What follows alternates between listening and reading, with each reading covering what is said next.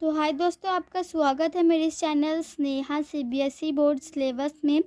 आज हम लोग क्लास 5 का हिंदी ग्रामर का चैप्टर 2 वर्ण विन्यास करेंगे। Okay, arrangement of letters. ठीक है, वर्ण के विषय में हम पहले पढ़ चुके हैं कि वर्ण के जो विषय होते हैं उसमें जो हम पहले पढ़े हैं, वर्ण भाषा की सबसे छोटी इकाई है। वर्ण जो भाषा का सबसे छोटा इकाई है। वर्णों के और टुकड़े नहीं किए जा सकते हैं। वर्णों का जो और टुकड़ा नहीं किया जा सकता है, इन्हें अक्षर भी कहते हैं। ठीक है, हिंदी भाषा में कुल 46 वर्ण हैं। ठीक है, वर्णों के व्यवस्थित समूह को, वर्णों का जो व्यवस्थित समूह है को वर्णमाला कहते हैं। ठीक है, हिंदी वर्णमाला अल्फाबेट। हिंदी वर्णमाला में दो प्रकार के वर्ण होते हैं। ठीक है, एक है स्वर वोवेल, फिर दूसरा है व्यंजक कॉन्सोनेंट। ओके, तो पहले हम स्वर के बारे में पढ़ेंगे। अ, आ, ई, उ, री, ए, ओ। ठीक है, स्वरों का उच्चारण स्वतंत्र रूप से किया जाता है। ये जो स्वर है उसका जो उच्चारण स्वतंत्र रूप से किया जाता है। ठीक है, आ, ई, उ, री, ए, ओ ऐसे। ठीक है, इन्हें बोलते समय मुख से हवा बिना किसी रुकावट के बाहर निकलती है। इन्हें जो है बोलते समय मुख से जो हवा बिना किसी रुकावट के बाहर निकलती है, हवा जो बिना रुकावट का बाहर निकलता। ठीक है, जब इन्हें बोलते हैं।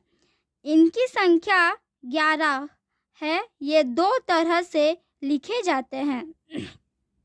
इनकी जो संख्या वो 11 है और वे दो तरीके से लिखे जाते हैं। ठीक है, अपने मूल रूप में इसका जो अपना मूल रूप आ, ई आदि। ठीक है, मात्रा के रूप में किसी व्यंजन के साथ मिलकर, मात्रा का जो रूप है किसी व्यंजन के साथ मिलकर क, आ, क, ई, की आदि इस तरीके से होता है।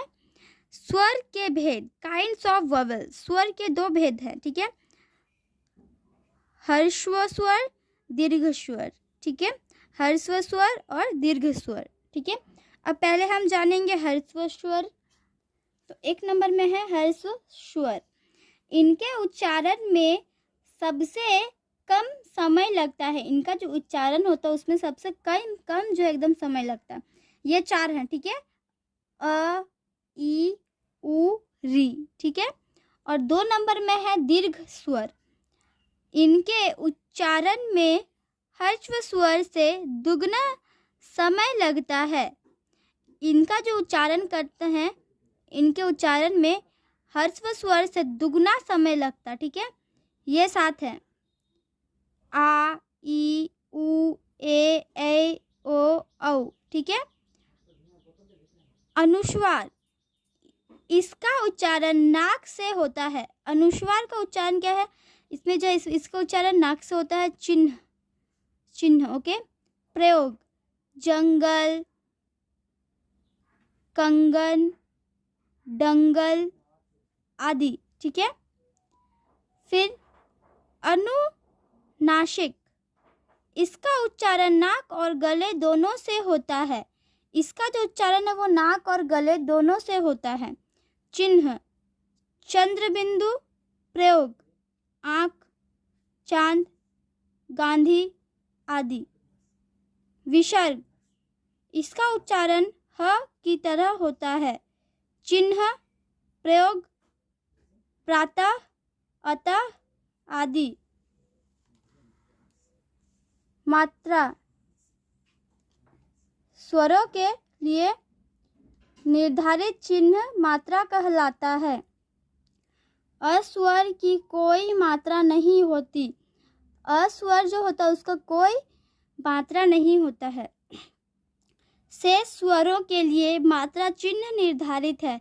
बाकी जो स्वर है उनके लिए मात्रा चिन्ह जो वो निर्धारित है। इन्हें व्यंजनों के साथ मिलाकर लिखा जाता है। इन्हें जो है व्यंजनों के साथ मिलाकर लिखा जाता है, जैसे कि कु। ठीक है, जैसे कि कु, की, कु, स्वर अ मात्रा वर्ण मात्रा सहित के साथ क अ क कल स्वर का मूल रूप जो है अमरूद।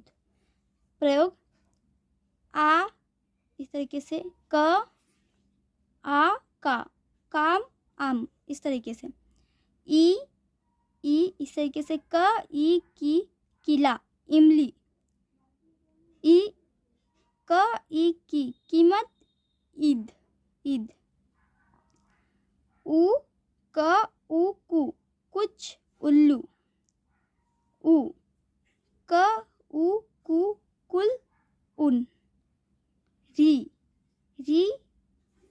ख्री कृपा ऋषि, ए क ए के केला एड़ी, ए क ए के कैसा ऐनक, ओ क ओ को कौसी ओखली, ओ क ओ को कौन औरत। व्यंजक 2 नंबर में व्यंजक क ख ग घ अढ़, कर्ग कवर्ग, च छ ज झ अढ़, चवर्ग, ट ठ ड अढ़ अढ़, टवर्ग, त थ द ध न तवर्ग, प फ ब भ म पवर्ग, य र ल व, श स श स ह, अढ़ अढ़। ठीक है। इसके बाद व्यंजनों के उच्चारण में स्वरों की सहायता लेनी पड़ती है। व्यंजनों का जो उच्चारण होता है स्वरों की सहायता लेनी पड़ती है व्यंजनों को उच्चारण करने के लिए। इनकी संख्या 35 है। स्वर की सहायता के बिना किसी व्यंजन को लिखने के लिए इसके नीचे हलंत लगाया जाता है, जैसे चिन्ह। स्वर का जो सहायता के बिना जो किसी व्यंजक को लिखने के लिए उसके नीचे हलंत लगाया जाता है, जैसे चिन्ह। हिंदी में वर्णों के ऊपर रेखा खींची जाती है। हिंदी में जो है वर्णों के ऊपर रेखा खींची जाती है, इसे शिरोरेखा कहते हैं। ठीक है। अन्य भाषाओं में इसकी आवश्यकता नहीं होती है। वर्णमाला के प्रत्येक वर्ग, वर्णमाला का जो जितना भी वर्ग होता है, स्क्वायर, कवर्ग, चवर्ग, दवर्ग, तवर्ग, परवर्ग के पंचम वर्ण ड ढ़ ढ अढ़ न म को स्वर के बिना लिखने समय शिरोरेखा के ऊपर बिंदु अनुस्वार का प्रयोग किया जाता है, जैसे कंधा, गंगा, चंचल, झंडा, खंबा, मंत्र। ठीक है। व्यंजन के भेद, काइंड्स ऑफ कॉन्सोनेंट।